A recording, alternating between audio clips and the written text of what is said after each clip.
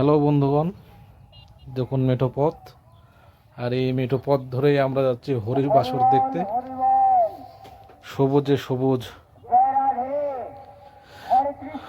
আমাদের পার্শ্ববর্তী গ্রামে হরিবাসর হচ্ছে, আর আমরা হরিবাসর উদ্দেশ্যে রওনা দিয়েছি।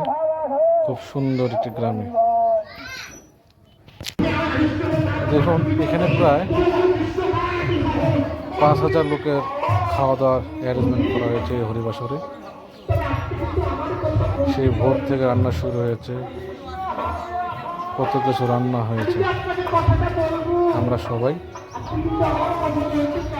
আর হরিবাসের নীলা চলতেছিল, তাই খাওয়ার ফাঁকা ছিল।